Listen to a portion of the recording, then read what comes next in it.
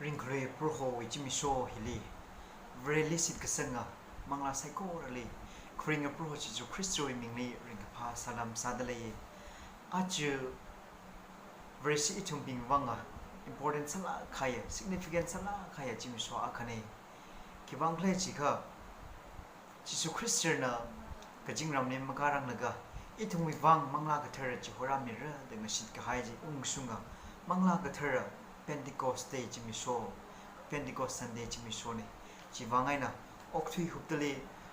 rali si gasanga huptana rali sia salaga khamayon chimiso ne higatha atam hitran hilila just we kharnau bingna rawi khringa tui hi share sami kwai da ide atam chika khami he thelaga iwringa pha klani yang khongsung khongsok tale matai me de itui ka sa pa rali ningsidam so mi dale achu COVID-19 hina maram sada itum receiving itum we mirinli problems ka chung ka face sang saktakle challenges ka chung ka face sadakle socially economically politically religiously psychologically mentally itum ne tada spiritually itum ne problem face sadakle tam hitran hili hikatha healing ngasung sab kwai ngar sab kwai itum pravrawi look legacy Jesus Christ will look masan kala mangla thari nga sokami mangla gathar na yur kami kala mangla gathar na otsa kami he itum important sala khaya darga sala khaya tam ne da ina san khoi jena achu Pentecost chimiso hile Acts chapter 2 verse 1 to 13 hile patient salaga the empowerment of the Holy Spirit kizi tuipong hile rin laga psycho rimangali share sangaye rawi khringa tui kasa samga phanga lakhangna samga phanga thum psycho rale rawi makhwad sokmita sumirano klamangla therna mjon mida pangsap sangmirano aju Pentecost Sunday nga sahogida Pentecost mi sohi katharan me yon kla kalkatha da yon ma mai khla gaji ithum recap de yeng vai sase Pentecost gaji Greek tu yen khrani Greek tu yana Pentecost day the hoy ka khlat pana 58 days kachini ya jena jihote pina Pentecost mi sohi atum ka celebrate sagle jiga 50 days after the Passover feast withili atum na Pentecost mi sohi mayone kala Jesus Christian ring so khai Easter Sunday we na council ga 7 week or 7 Sunday withili Pentecost day Pentecost Sunday atum na mayone kala Exodus 34 we verse 22 sili ka batam stran Pentecost mi so hili jiutiping na atum na day of the feast of week the atum na celebrate ka sa mi so atum na mayone kala Numbers we 28 we verse 26 sili ka batam stran it is the day of the first fruit of the harvest the atum na celebrate sai jena hithang he atum na harvest ka sale first fruit sang ka pang ka to si khoira laga atum na chicken ro kala jiuti kai kana hithang ye rana Moses le ning khamitra khami chimi so nei da atum na jiwi remembrance akasad phaning khung akasad atum na hamhala aina chimi so hi atum na celebrate sai ya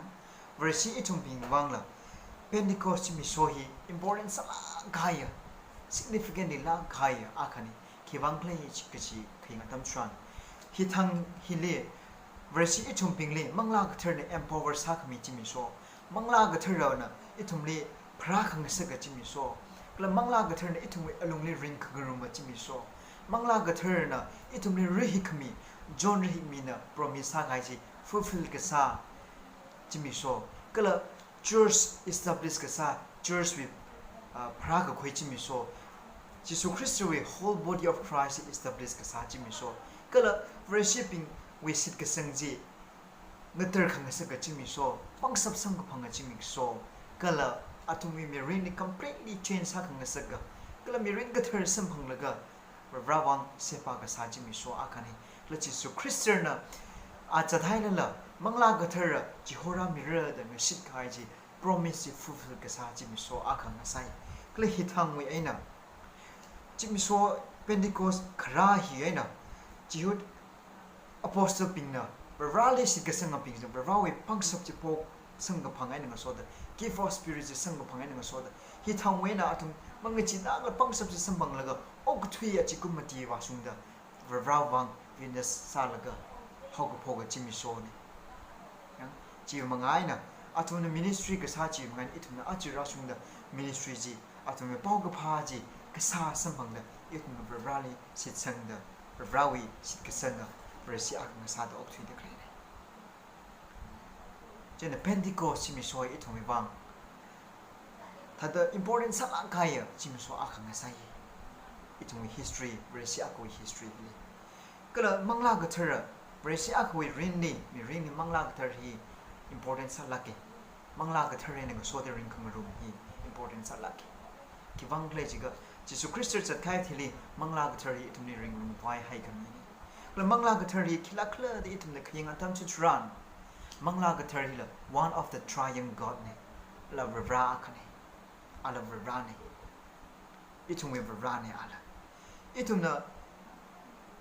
mangla ga thar hi kachwe ne khra khle de khinga dam shwan hi Greek to we en khra ni Greek to na pneuma the hoy mangla ga thar li pneuma chi kha chi we ka khlat na to breathe the hoy or to blow or meaning wind machi chi li atum na ka hang ni machi chi li indicate ka sa ni kala denote ka sa ni chen itum na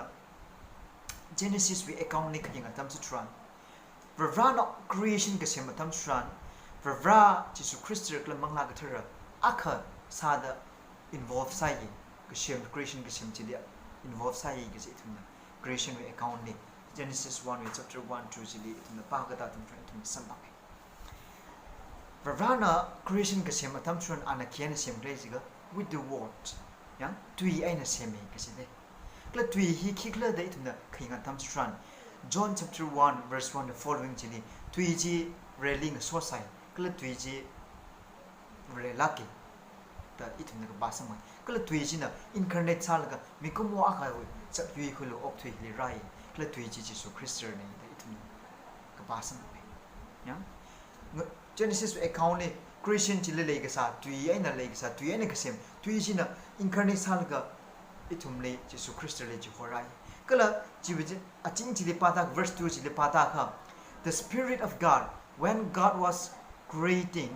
the Spirit of God was upon, hovering. Yeah? The Spirit of God was hovering over the water, over the ocean. The Rawi Spirit, mangla ga thirji, tada masi tada kong naga, panong panma naga,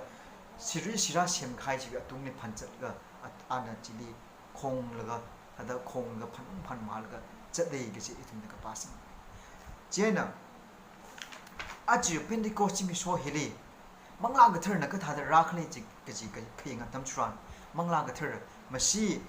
Genesis li phanong phan mal ga sa da khleya mangla ga thar ji horchat a chu Pentecost mi so hili ka chingrang we na khong mu chup laga phanong laga masi na phan ta laga Jerusalem apam jili rali sia sang ga sik sang bing apostle bing na pam da khlei jili mangla ga thar na mai ai na so da ral ga athumni fil sang sak laga mangla ga thar na atum ni rih mi da mangla thar le bon sang sak la atum ki sa wi ram tuim rok la atum phap ka ta sam phang rok class ka sa sam phang sak jan kala pang sap sam phang sak jena hili fire ai na so da vibrant sak ai na ka ching ram na rai dang de clay hi ma si phan rai dang de fire hi kili indicate sak la jiga the presence of God indicate sai rawi presence na sok mi jeli indicate sai itum the Old Testament ni kinga tam chu tran rawi nga sok mi awe presence ka thada chi thek le jiga Israel now bing le chat le ga ana ngayali muya ngayali mai ai na than cha le kala Moses li busli mai ai na chui le ga Moses li chi thei kala Paul li Damascus songfuli chat le ga mai ai na chui le ga Paul li convert sang sa ke ya Jena hina ki chi thei le jiga rawi ek aka ek of a presence of God rawi ots aka our presence anang sok mi aka lak ke gi chi thei kami aka ni kala win hila mangla ga therwi incense characters aka sada hili pangla aina phanra laga athumni power sang sak laga manglak tharwei pang sabji sangmin ga atum spirit feel salak aina atumna bhabata sam khapang atum isi gisangji khangatar sam khapang pau pang sab sang khapang atam khanga salak kai jena manglak thara khra Pentecost mi so hiena verse itum pingwang important salak kai akhane kle hi thang hiwena itum le khi tam ste mi de le kla itum wang khi message mi de le kachi itum thada important salak aina thada khani mang yeng rong phai sa se ko chung khale kha thalala khani mang yeng rong phai sa se career point hile mangla ka thara khra hiena sir ka sang itum pingli unite sang sake khok kha sang sake ning ka sang sake kla itum hi inclusive community aka sang sake inclusive sang sake cha yang ai na le de kle thadang te hang ai le de kle chi le aka sang sake itum na atumai context si khinga tam chran itum na ka ba sam chang Pentecost chimi so hi thada hamhala khai festival akhang sa hogi da og thui a chikum ti we na mi ngata da tribe ngata da yang thermarin ngata da Jews now la Jewti now la Greek now la Gentiles now la ka sang craving ka cham khnau ping la sinau la mir now la Samaria now la ka foreigners ping la chikum ti we na ra la ga hili ra ka chip ta khle atam ni tran hili ka chi sa we ram tui local tui ma tui ngro la ga ka pam atam hili mangla ka thar na ra chipem khamia ne so da atum ka sa we ram tui ma tui ngro la atum bhap ka ta sa ngro sam ga phang kala wa lok ho Chinese scholar hina khang atum mangla ka thar na empower sa khami feel sa khami 120 li sami ji 120 li believers li mangla ka thar Holy Spirit na empower sami ji jena atum na kitsa ram tui ma tui ngro la atum ka sa sam phang ni da ana ha mi kala hili tadami kuchung kana kitsa ram tui ma tui ngro la atum na bhabata sam phang sak tak le bhabata sam phang tak le ki wang play ki indicate sak le jiga verbrale sit ka sanga itum ka tong hi akhane ka indicate sai ji yang verbrale sit sang itum ya akhla ke kala itum hi inclusive community akhla ke ka ji indicate sai da itum na paila aina sambang yang hili kala Genesis Galatians chapter 3 verse 28 le itum na khinga tam chuan verbrawi mangali Jesus Christ we mangali sinau la mir nau la Greek la Jews la Gentiles la kala master la self la khangate malem ne itum hi akhamang ne gaji itum na kapasam yang jena verbrawi luiram hile verbrawi ungram hile verbrawi chak yukhila sem ghaya hile itum hi verbrawi mangali itum akhamang ne gaji itum kapasam ne achu mangla kathar khra hian itum le jiwi message itum ni mitale yang itum ngata ngrok la tribe ngata ngrok la tu yu ngata da ma tu ngrok la itum aka kho verbrawi mangali itum aka kho natum aka salo gaji itum message ni mitale ka achu itum mi really itum context li reflect saking atam tran itum versi akhane chilala itum ning khoka sada inclusive community aka sada itum maring ramrnai ka itum exclusive community aina individualistic salak aina itum ring ser lei itum khangate thermarin ni highlight salaga itum versi akhoi thermarin alungli la denomination ka chung ga khailaga ashi ishi de khailaga simkhore lungli la akhli amaina denomination akhli church ka aktona akhli kal ga simkhuli la chingri khaimale society ring na chingri khaimale church ring ni chingri khaimale la church bi road khamrat khon ga chur division chili khai ka chuplaga itum chingri khaimale la okthui da lei yang kala itum mi rin le akha aina akha malai sing rok la chumi ma chumi rok la simkhor lung le la phyo mi rok la okthui da khlai chung ga lei da le ina ka sai ka ning ga itum we versi sa da khlai aming we versi mai dei itum san khat pravrawi gospel ji kamasunga pravrawi thui ji salaga itum otsak aina versi sa da khlai mi mai dei da ina pning kui pravrawi gospel ji salaga kamasunga aina versi sa sa ji ya itum alungni ka kai ka tek malai samare division malai samare itum akasada lising ro lang ina okthui sare ke ji itum ina sang khoi ka itum ke sawi thangkhamai awai na okthui hau gi da itum wei lungle division ling ro khai mai te itum sang khoi kla aju higatha okthili thada kachat ka sikhra tam churan hile itum cha yang ngai na akhai na akhai yeng khei laga itum ringi ka cha tam maning lak mane asi isi da khai ga jup laga asi ne hisong church ka asi ne hisong kal ga sim khore lungle la khai ga jam laga leigi ga chi tam maning lak mane mangla ga thar na itum le matui mi de khle hi ba itum higatha tam churan hile la itum akha sa laga itum ga chon ga ro laga itum phyu mi ro laga le sing ro laga khang khwing ro laga itum akha sa da okthui gi ji ko brawi mangali itum akha nei gi ji hi achu mangla ga thar ni itum le message mi de le la ka khania point hile the Holy Spirit empowered the believer to witness Christ ka khania point ji Bishop Pex A Johnson na kahang mangla ga thara mararang laga Pentecostal chimi soji mararang laga Pravani sit ka sang apostle ping mi rin chi ka tha okthui sakle gi ji khayeng atam chu thuran apostle ping mi rin chi Pravali khuisang hai salala chi su Christian le khuisang hai salala atumi mi rin ni chingri khai ma lei mani chi atumi mi rin ni atumi mi rin ni thada khang chi khang jam na pemting hawi chi atum Jesus Christ le khui gisanga thik sura akhanga sada atum le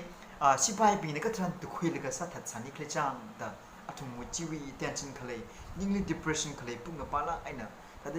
yam wa le ga sim akhli yong jang le ga khamum lok sa hai le ga verbal sia sa le ga bam yang atum verbal khui sang hai sala la da open sak kaina verbal challenge sa mirror verbal venus sa mirror la atum mutu ma le ga yam walga recurring atam akhane da anahang kha mangla ga thurna ra khai with liver mangla ga thurna ra khai with liver achu mangla ga thurwi gift ji sampang khai with liver chang mangla ga thurwi pang sap ji sampang khai with liver athum wi sit ga sangjing ga thurna sak khau gi da athum wi sit ga sangji confident aina ga so da leing sak khau gi da athum khang chi khang jam ma le la athum na ngchi nga cham da khlai chi la answer how gi da athum na doubt le da khlai chi la clarify sami how gi da athum ping pang lak aina vibrant salak aina authority le lak aina brawang sakhi sapo kawe jang athum da manglawi give different gift of Holy Spirit sampang da kai kana gift of interpretation way kai kana gift of prophecy way kai kana gift of a healing way kai kana gift of speaking in tongue kai kana gift of preaching way ngata da way gift hi sampang laga atum na spirit filled sai laga atum na brawang kathi ai nang namang chi lak la front lining adinga brawang sakhi sa kasa hi thangwe na hophobe jan yang atum we really challenges struggles problem ka chung ga rala la atum mang ji lak la stand firm salga atum brawang da atum sakhi salga otsai wenya sapo jisu kiwang le jiga mangla ka thara atum ni ring room hogi da atum uglung le dual sa hogi da jiwi pak sab ji le hogi atum thilala ring la atum mang ji tu kala mangla ka thara atum ni mirin ka thar ji sampang sa hogi da yang kala mangla ka thar ji na atum ni holy life ji experience sampang sa hogi da kala mangla ka thar ji na atum wi mirin ni holy life wi mirin je na holy life wi Holy Spirit wi athei ji mathing sa hogi da the fruit of the Spirit, joy, peace, love, patience, kindness, gentleness, holiness, self-control. Chiko, mangla ka thirwi fruit chiko ji atum le mathei haugi da atum rawang sepa saki da problem face saki da atum mangi lak la atum rawang fitness ka sa ji changna hapo. Aju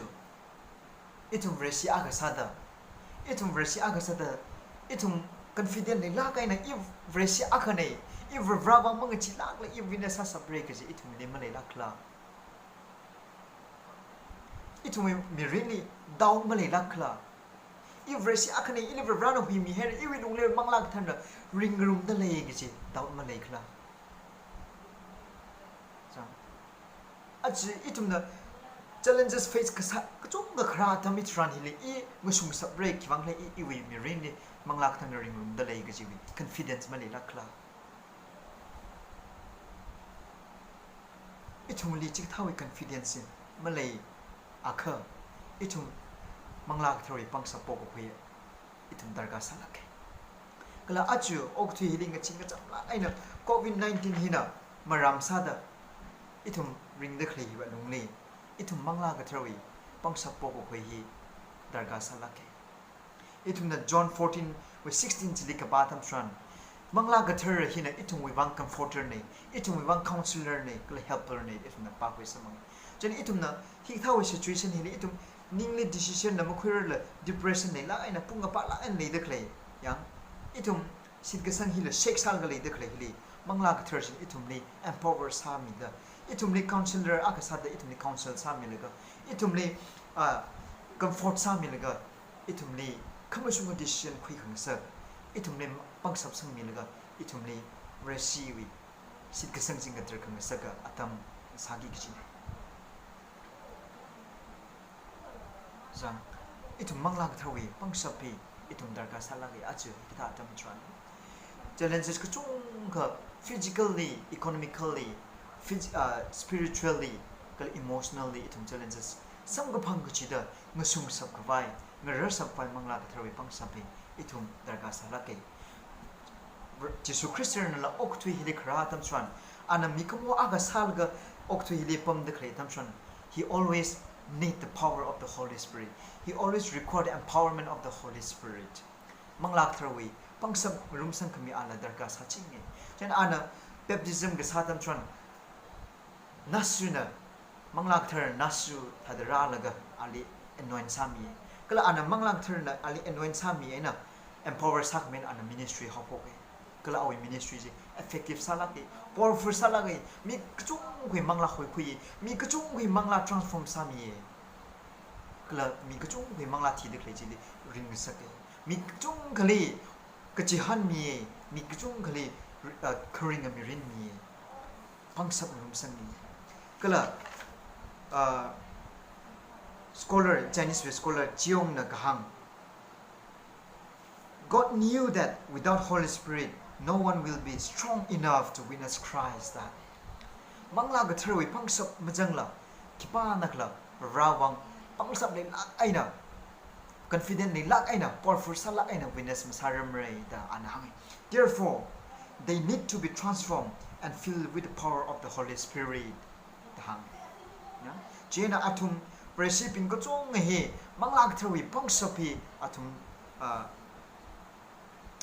transform ga sa darga sai mangla ga tharwi pang sabi khalei darga sai jiwi aina atum na pang sap sang phang aina rawang witness sap sabre rawi legacy khale lukhum san ji witness sap sabre da ana ha jena Jesus Christ lo ok thuli khale tam ami komo sa da le laga ala mangla ga tharwi pang sap ji darga ga sa ji chi phang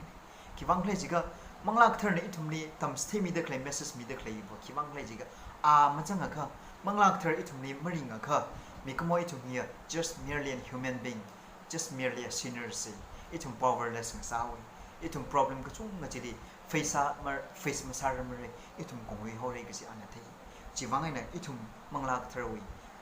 darga ga sajili hawda itum ni Pentecost mi so hile manglak thar itumni rang rum kmine itumni rajpem kmine achu itum covid-19 hirwang da itum kuchung na siyasa da le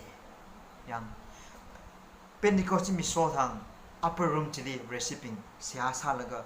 Pentecost mangla ga thar chi ra re dang simi khai je ka thar ra ni khle chang da thum siyasa laga pam da khle athum siya ga sa jing han ka mi itum ajula covid-19 hirwang itum siyasa da le ye itum wi gazat ga si itum khlatiwang ra chi khwai sim khulim ra chi khwai kala frontline ning da khle doctor nurse ping kala volunteers ping police ping ni